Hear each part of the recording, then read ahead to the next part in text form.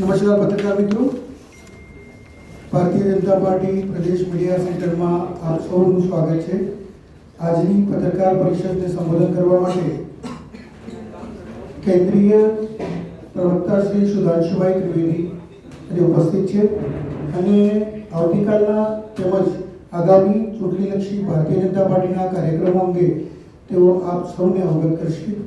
હું વિનંતી કરું છું શ્રી સુધાંશુભાઈ ત્રિવેદીને कि आप सबने संबोधन करें। शाही के सपूत शिवराज शमशीर तेरी, दिल्ली दल दाब के दीवाल राखे दोनों में। दिल्ली में जिनको दबाया था उनको उन्होंने महान कहा, इसलिए ये सोचे कि हमारे जैसा व्यक्ति हिंदू धर्म हिंदुत्व के संदर्भ में कोई अवमानना रख सकता है, यह सपने में नहीं सोचना चाहिए। और उनके जैसा व्यक्ति जिन्होंने औरंगजेब को महान लिखा और उनके आज भी सांसद भी जाकर औरंगजेब की मजार पर कसीदे पढ़ते हैं, विधायक दिल्ली में आके औरंगजेब की रोड का नाम बदलने पे छाती पीटते हैं, तो यह सपने में नहीं सोचा जा सकता कि उनके मन में छत्रपति शिवाजी महाराज के लिए सम्मान का भाव होगा। ये राहुल गांधी के बचाव का भाव है। जो उन्होंने वीर सावरकर का अपमान किया उसका बचाव करने का प्रयास कर रहे हैं। ये विधानसभा का चुनाव अब उत्तरोत्तर प्रखरता के साथ आगे बढ़ता जा रहा है और इसी प्रक्रिया में कल से दूसरे चरण का हमारे सभी अनेक बड़े नेताओं का प्रदेश और केंद्रीय सघन संपर्क सभा और प्रेस वार्ता का दूसरा चरण कल से प्रारंभ हो रहा है, जिसे आप लोग अपनी भाषा में अक्सर कारपेट बॉम्बिंग शब्द कहते हैं। तो मैं आपके संज्ञान में लाना चाहूंगा कि कल से 93 विधानसभा सीटों पर हमारे कई केंद्रीय नेता और प्रदेश के नेता जनसभाएं करेंगे। इसमें कुल 15 केंद्रीय नेता, जिसमें हमारे राष्ट्रीय अध्यक्ष आदरणीय श्री जगत प्रकाश नड्डा जी, भारत सरकार के गृह मंत्री आदरणीय श्री अमित शाह जी सहित 15 केंद्रीय नेता। There are several Congress leaders in the state of Gujarat who are doing Muslim appeasement politics, and nobody from Congress has come out to even condemn it. On the other side as well, during this FIFA World Cup, Zakir Naik, who is Indian fugitive and is banned in the country, nobody is even condemning that while he has been invited to preach Islamic sermons there. There are two things. Just किसी ने condemn नहीं किया है, मौन धारण किया है। और संस्कृत की प्रख्यात कहावत है मौनम स्वीकृति लक्षणम, यानी मौन स्वीकृति का लक्षण होता है, तो उसको मौन समर्थन दिया है। जाकिर नाइक के विषय में क्या कहा जाए, वो तो कांग्रेस के बड़े नेता दिग्विजय सिंह जी एलानिया पब्लिक मंच से शांति का मसीहा कह चुके हैं और आज तक उसके लिए भी रिग्रेट नहीं किया है। तो वो कांग्रेस का असली चेहरा कि जो आतंकवाद की विचारधारा को पोषित करने वाला व्यक्ति जिसे शांति का मसीहा नजर आता हो, यह कांग्रेस का असली चेहरा है। सुधांशु जी, अभी अशोक गहलोत का एक बयान आया है श्रद्धा मर्डर केस में कि इस पे राजनीतिक हो रही है और एक विशेष वर्ग को टारगेट किया जा रहा है, इसके क्या? मैं पूछना चाहता हूं, जब एक तरफ वो कहते हैं कोई भी कानून की बात होती है तो कानून को अपना कार्य करने देना चाहिए। अशोक गहलोत जी ही के राज्य में सरतन से जुदा हो गया था, उसके ऊपर उन्होंने क्या कार्रवाई की? राजस्थान की तो ऐसी हिस्ट्री नहीं थी कि सांप्रदायिक तनाव की स्थिति रहे। पीएफआई को उन्होंने रैली की परमिशन दी थी। और दूसरा मैं कह रहा हूं, कानून की कार्रवाई होनी चाहिए अपराध के ऊपर। ये अपराधियों और आतंकवादियों में आप मजहब क्यों ढूंढने लगते हैं? बड़ा प्रख्यात ये लोग वाक्य बोलते हैं, आतंकवाद का मजहब नहीं होता, मगर आतंकवादी का मजहब होता है। इसलिए ये जो दोहरा चरित्र है, उस कारण से ही कांग्रेस के नेता इस प्रकार की बात बोलते हैं। मगर गुजरात कांग्रेस के प्रदेश अध्यक्ष ने तो बगैर किसी लाग लपेट के बिल्कुल निर्लज्जता के साथ साफ साफ सीधे एक समुदाय यानी ये कहा है कि मुस्लिमों का हक है। तो इसलिए हम ये कहना चाहेंगे कि एक तरफ हम विकास के नए मार्ग पर जो पहले मोदी जी ने प्रत्यक्ष संचालित किया, अब उनके मार्गदर्शन में संचालित हो रहा है। और भूपेंद्र पटेल जी की सरकार दक्षता के साथ विकास के उस मार्ग पर ले जा रही है, तो हम घर घर पानी भी पहुंचा रहे हैं। पर गुजरात की जनता से मैं आह्वान करना चाहूँगा कि आज पानी भी बचाना है और पानी पहुंचाने वाले लोगों का और गुजरात का पानी भी बचाना है।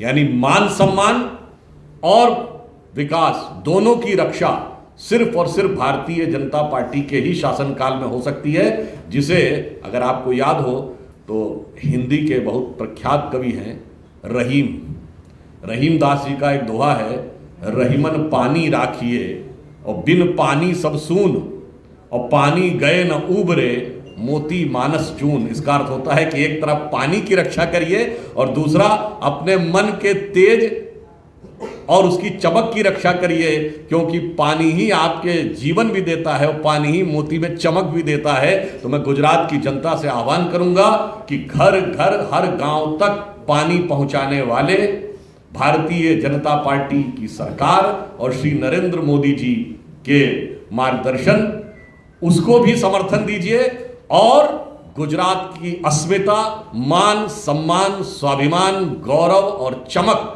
को स्थापित करने दोनों कामों के लिए भारतीय जनता पार्टी को प्रबल समर्थन दीजिए और इस दूसरे चरण में हम यह संदेश लेकर जन जन तक जाएंगे। धन्यवाद। हाइट नहीं बढ़ाई जाए।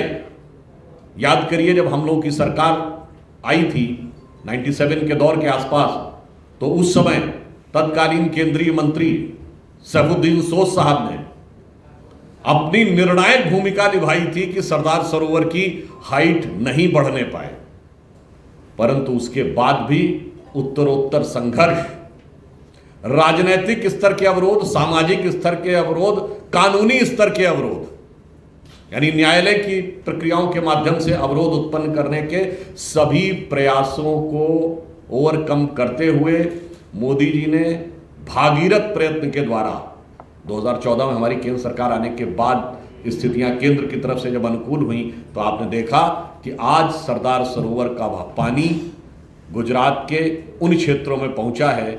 मैं कहना चाहूंगा कि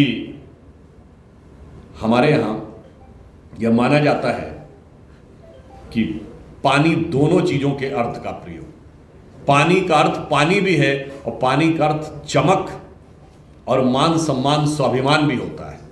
तो हम ये कहना चाहेंगे कि ये सारे लोग गुजरात के पानी को भी रोक रहे थे और गुजरात के उस पानी को भी रोक रहे थे जो गुजरात के मान सम्मान और स्वाभिमान का प्रतीक है, और उसको रोकने के लिए किस किस प्रकार का प्रयास नहीं हो रहा था।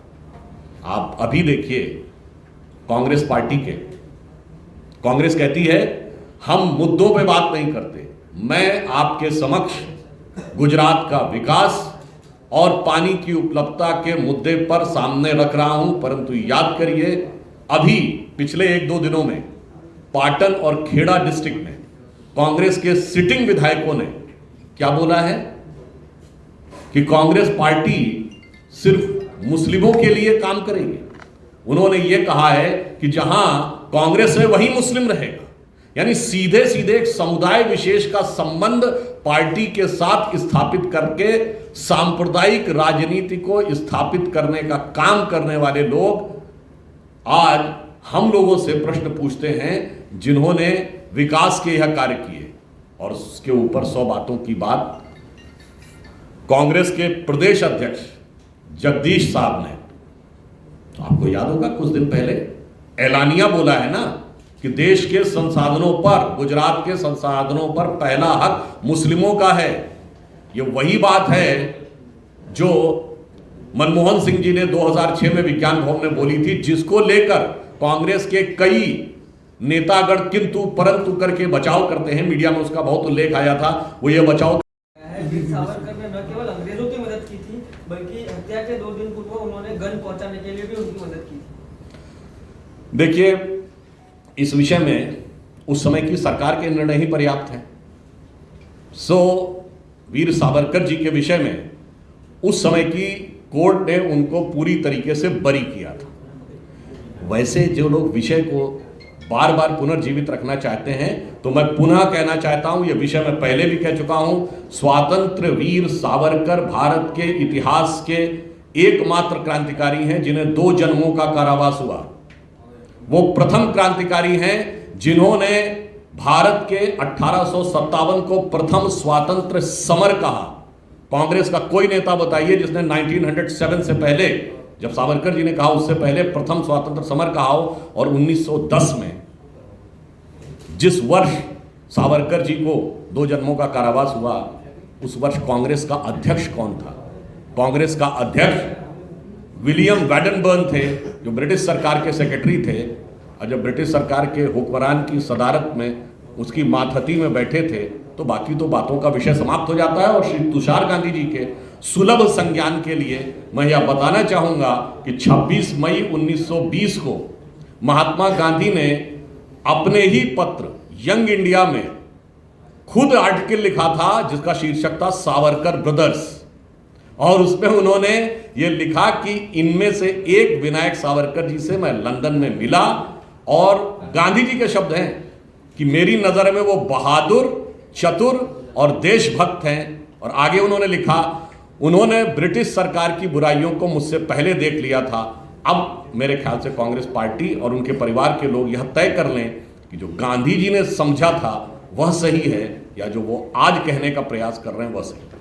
वहां से लेके अब तक हमारी भिन्न भिन्न सरकारों ने किया, जिसे आप लोग अपने गुजरात की भाषा में कहते थे ना, नेवा पानी मोभे चढ़ावा, यानी नीचे का पानी ऊपर चढ़ाने का कार्य किया। इसको करने के लिए व्यवस्थित योजना बनाई गई। 1 लाख करोड़ रुपए का इन्वेस्टमेंट पिछले वर्षों में वाटर की व्यवस्था यानी जल की उपलब्धता को सुनिश्चित करने के लिए किया गया है। जैसे आपको ध्यान हो कि सुरेंद्र नगर जो आपका क्वार्टर है, उसमें 20 मंजिली इमारत की ऊंचाई तक पानी पहुंचाने की व्यवस्था सुनिश्चित की गई। जगह जगह वाटर कंजर्वेशन बॉडीज बनाई गई, 1,60,000 से अधिक। भूजल का स्तर बढ़ाने के लिए जो कुएं बहुत ज्यादा प्रयोग हो गए थे, उन सब की मैपिंग की गई, और उसके बाद यह सुनिश्चित किया गया कि उन कुओं में जल किस प्रकार से आए। और आज स्थिति यह हुई कि गुजरात के हर गांव में, लगभग हर गांव में नल से जल पहुंच गया है।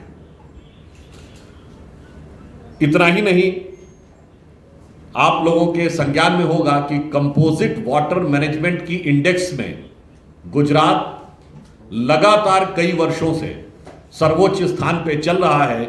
यह जल प्रबंधन में गुजरात सरकार की दक्षता का प्रमाण है। गुजरात भारत का संभवतः इकलौता राज्य है जहां भूजल का स्तर बढ़ा है, पानी का लेवल बढ़ा है, जबकि सामान्यतः अन्य जगहों पर उत्तरोत्तर पानी का लेवल कम हो रहा है।